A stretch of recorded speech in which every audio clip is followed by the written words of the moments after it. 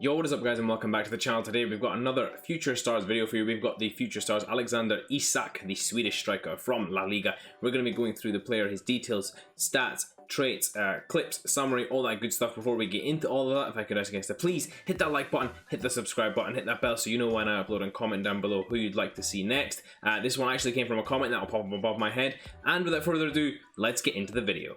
So guys, this is the team that I used Alexander Isak in. I actually subbed in Tonali and Bruno from the bench to play them as two DMs instead of Oyarzabal and Van Basten. I made sure Isak was up top with Rooney in behind, Dybala out right and Stoichkov out left.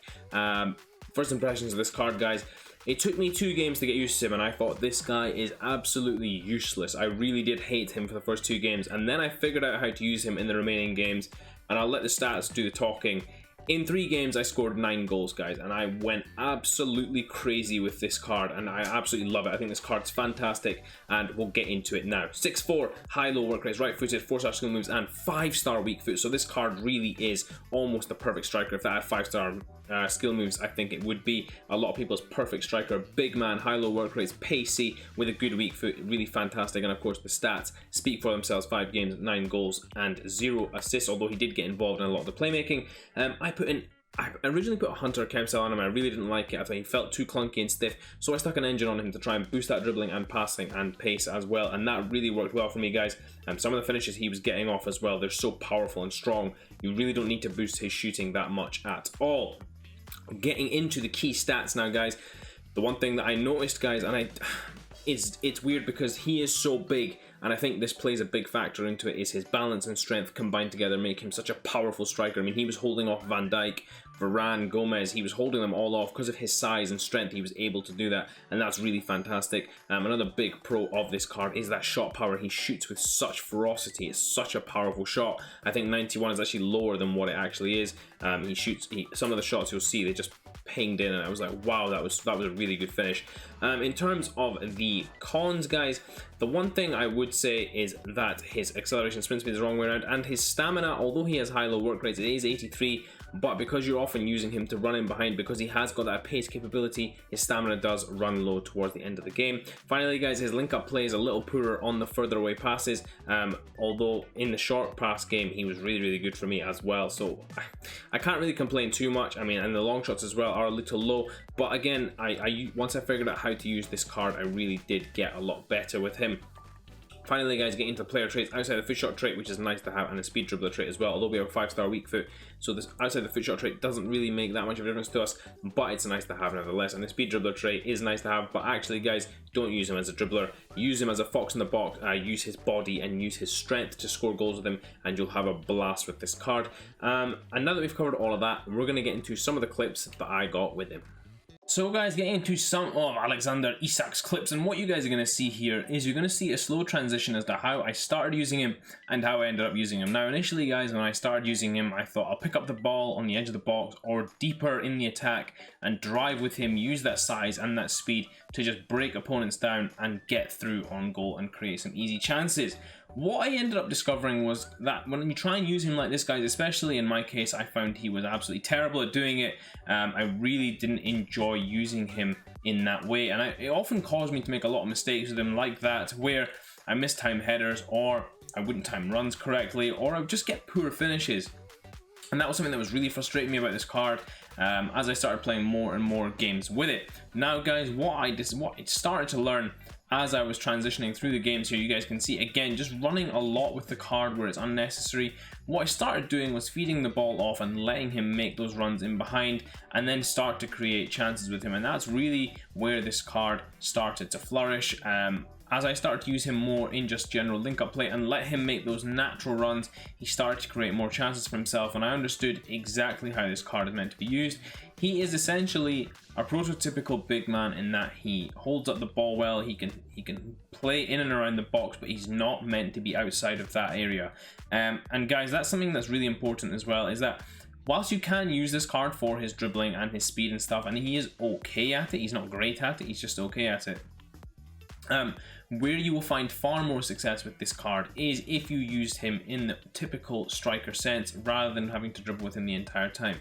Now guys, obviously that isn't ideal because you want to be able to use him in whatever way you like to use him, whether that's driving from midfield or whether that's as a fox in the box. But guys, I found that this card was way more suited to being a fox in the box rather than being the playmaking striker or driving past defenders like that all the time. I found that too often I was getting caught up by defenders, and I didn't really get to use that strength that he has. And that's really the other factor of this card, which really makes it so fantastic, is the strength factor of this card. This guy is such a strong striker in terms of just being able to hold off defenders, make powerful runs, make powerful movements, shield the ball when the ball comes to him.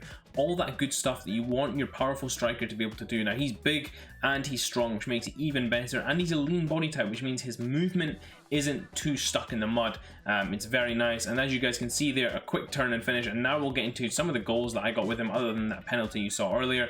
A lot of them just using that body, rolling the defenders, using that power and getting in on goal. Fantastic attack positioning for the most part as well, easy enough to get the finishes with him, and a lot of his finishes are easy finishes, guys. That's one thing I will say as well, is that a lot of them are easy, but it's good that he's able to perform the easy finishes over and over again and still hold off defenders as well. There you can see a little bit of dribbling and getting the goal there as well. In these last couple of clips, makes a great run here, powerful finish into the corner there, and in this last clip here, guys, you guys are going to see another powerful finish here off the post and into the net. So guys, getting into this final Alexander Isak summary, and 148k on the PlayStation, 140k on the Xbox, 178 on the PC. In terms of key stats, guys, you are probably looking at this acceleration, sprint speed, combined with this strength. His strength really is fantastic, and because he's a lean body type, although he doesn't have the highest strength, what that means is with his height, his body type, and his strength, you get something where either he'll slip past defenders or he'll hold them off. He can do both very well, and that's something that's really unique to have in this style of player. More often than not, you get a big player who's got that size and that muscle to hold off the defenders, but not necessarily the slightness to get around the pitch. And as you guys can see, he has 87 agility as well, so that makes it all the more easier to do that kind of stuff with him. Guys, overall, in terms of chemistry style, the one I would recommend probably would be, if we just zoom out here, the one I would probably recommend is, I would say Engine. That's the one that I liked the best on him. I liked it when I could boost his dribbling and his passing and deal with his pace a little more as well. But of course, I can understand if most of you guys want to boost that shooting and really get it to an elite level and put that pace to 99.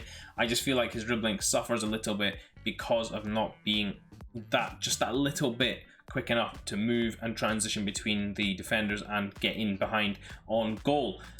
In terms of similar players, guys, now there's not a lot of players that I would say are very similar because of the combination of his height and speed and power. I wouldn't really say there's a lot of similar strikers. I've not tried this Shapeshifters Lukaku. Maybe that would be something similar. He could be very similar to Gary Lineker, slightly taller of course as well, but a very similar sort of stat line there. In terms of the overall player, the 92 prime Gary Lineker, very similar there to that card in general.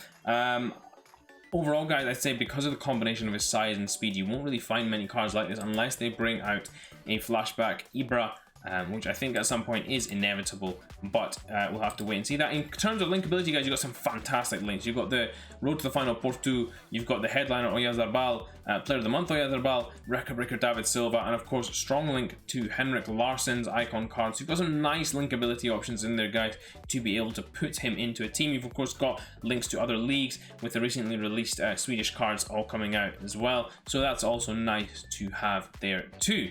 In terms of recommendation, guys, would I recommend buying this card? I think this card is really great. In terms of comparing him to someone around the same sort of level, let's say headliner Benzema, I think he's less technically capable than Benzema. I do think that pace makes a huge difference though, and I think this card is great in its own right. I think he can definitely hold his own in an argument against that headliner Benzema. So I think he's a fantastic value for your purchase. I think he's a really great card, and I would recommend buying him. If you're thinking about trying him out, give him a go. I don't think you'll regret it, especially with all those links you can put around him. You can make yourself a really nice team and just have fun with him as well. Hope you guys did enjoy this review. If you did, please do smash that like button. And until next time, I'll see you all in a bit.